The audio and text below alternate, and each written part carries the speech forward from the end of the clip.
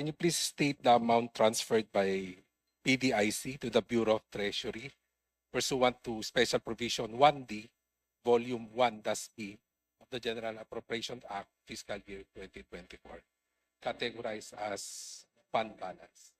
The amount is 107.23 billion pesos.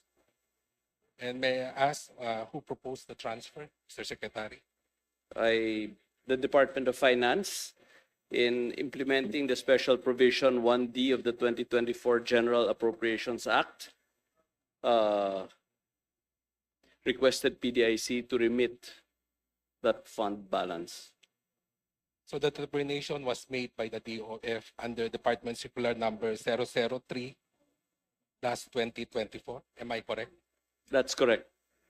So did the board approve the amount as determined by the Department of Finance in the amount of 107.23 billion? That was approved by the board of PDIC, not the board of the Department of Finance. But yes, sir. I stand corrected, Mr. Secretary, by the PDIC. Yes. Thank you, Yes, Mr. sir. Secretary. Yes, Your Honor.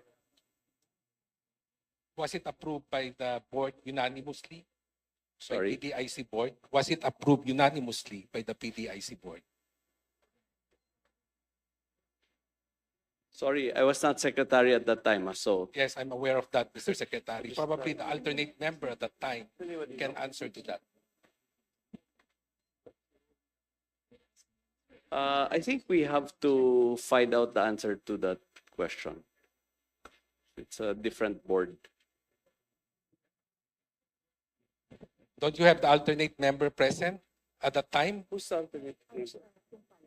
No, the alternate member was Yusek Rolly Tumpalan, who's no longer with the DOF. He's now with the ADB. So, Mr. Secretary, may I ask whether the amount of 107.23 billion was taken from the Deposit Insurance Fund or DIF?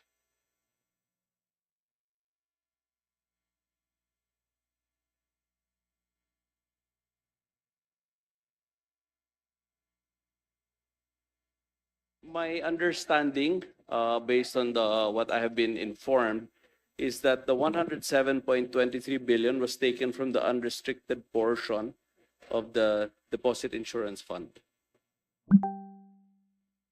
So that it was not taken from the Deposit Insurance Fund? Or does it form part of the Deposit Insurance Fund? The unrestricted retained earnings?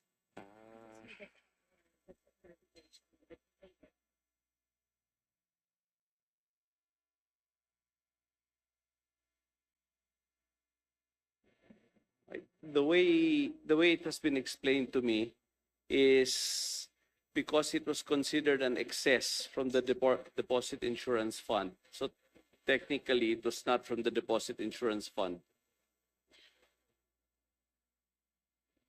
So it's different from the dividends that the GOCC is remitting to the national government. You can say that, yes. So the amount of 107 is separate from the dividends that was given to the national government. Yes. Thank you.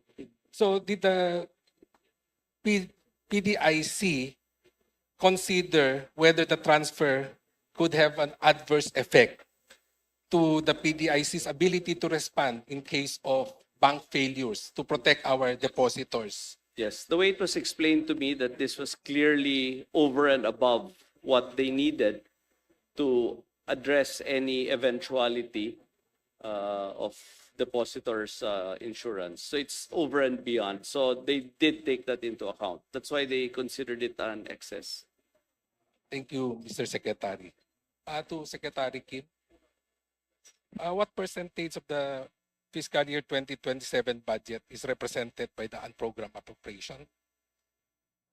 Mr. Chair, Your Honor, the unprogrammed appropriations in the 2027 NEP is just 1.56% of the total expenditure program. Can you provide a historical data of the level of percentages of unprogrammed funds for the past 5 years, 2022 to 2026?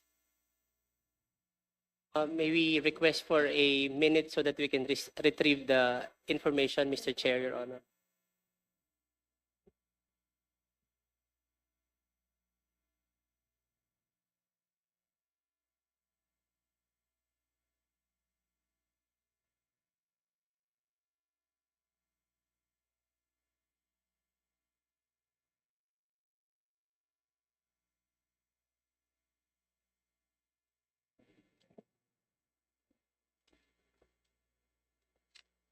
Your Honor, Mr. Chair, you're referring to NEP level or GAA level of UA versus expenditure program? GAA level for 2022 to 2026.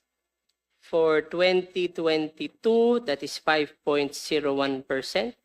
2023 is 15.32%. 2024 is 12.68%. 2025 is 5.74%. And 2026, after the vetoed portion, is 2.22%, Your Honor, Mr. Chair.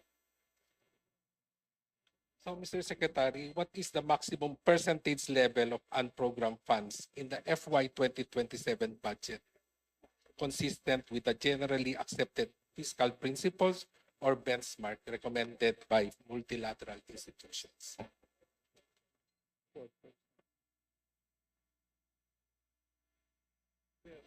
Mr. Chair, Your Honor, for 2027, our proposed level is only at 1.56% of the expenditure program. But what is the maximum level allowable? There's actually no maximum level, Mr. Chair, Your Honor. The international benchmark actually is also depends on the definition of contingency that we refer to. But technically, unprogrammed appropriations does not have any existing benchmark internationally, Your Honor, Mr. Chair. Correct. But based on your NEP, it states there around 4 to 5% as presented in your NEP, Mr. Secretary.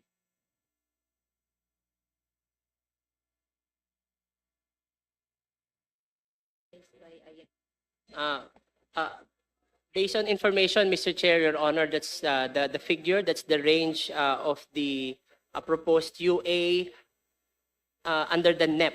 But if we also refer to, Your Honor, with the Philippine Budgeting Code, we're actually referring to about 2 to 3%, depending on the version of the Philippine Budgeting Code, Your Honor, Mr. Chair. Around 3 to 4%. Correct. In the Acceptable versions of the level, Philippine more or Budgeting less. Code is about 2 or 3% 2 or maximum, 3%. Your Correct. Honor, Mr. Chair. Okay. So, did you not consider, Mr. Secretary, did you not consider the full restoration of the PDIC fund transfer of 107.23 billion, considering that the amount is still way below the recommended threshold, as you mentioned, of 3%?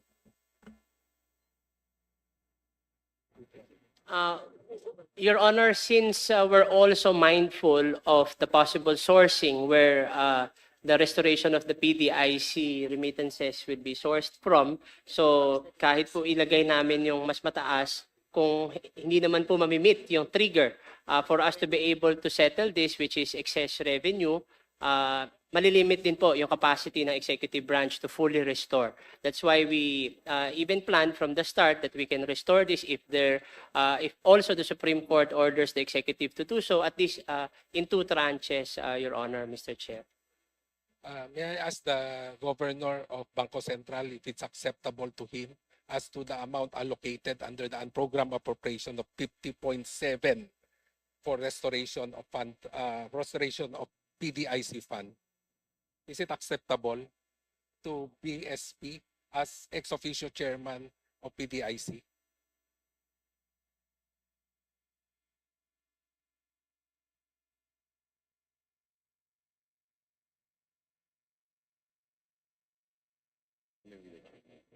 Thank you, Mr. Chair. We Please will reply. have to confer with PDIC. Although we are chair of the board, this is something that the PDIC is looking into very closely, Mr. Chair. Thank you. How about the Secretary of Finance as board member of PDIC?